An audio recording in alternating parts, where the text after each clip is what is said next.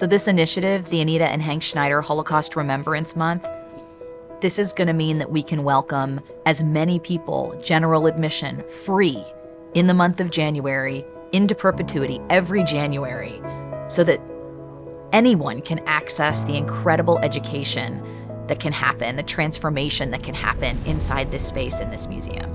It is an amazingly generous gift, both in terms of the financial support, but also the generosity of spirit that the Schneiders have and their commitment not only to their own Jewish values, but to all of humanity, to the fact that these lessons are not just Jewish lessons. These are lessons that we can all learn to better the world and to better humanity for the future. The point of life that we're in right now, we just felt that it was time for us. We have the capacity, and more important than that, we had the desire.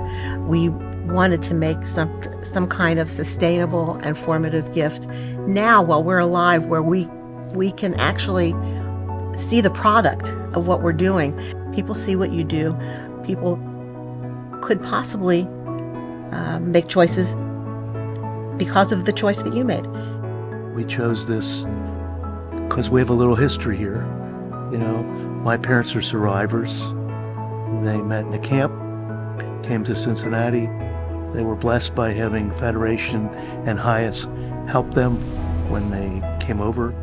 We want more people to be here so more people will understand it's not just the Holocaust, but the Holocaust is the symbol for all that hatred. Hank said, well, let's talk to our boys and see what they say. With anti-Semitism the way it is now, and for me personally, I think it's important to not forget some of the lessons of history, because history does tend to repeat itself. The educational component is limitless, and for me it's about tolerance, empathy. It's very important that we can educate the community and future generations. So that's what's so important right now, is that everybody has the access to the center. Hopefully alleviate future incidents of anti-Semitism, or even as it connects to things like racial discrimination or sexual discrimination. Then one of them said, well, Mom, if this is truly a family commitment, then our kids should be involved. So I had a conversation with every single one of our grandchildren. The conversation was really just, it was straight to the point, and it felt sincere and really meaningful.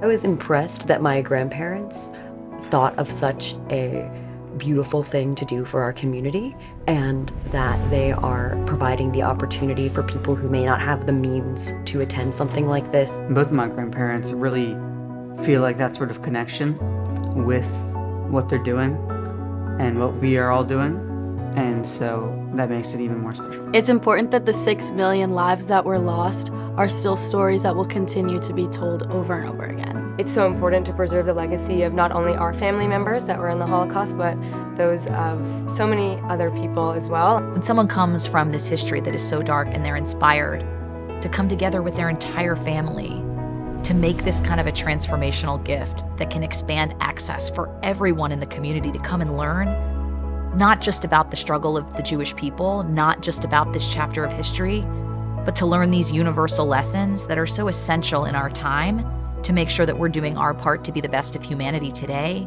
What an incredible legacy. What a beautiful legacy and a beautiful example for the rest of us. I think my parents would be very, very proud.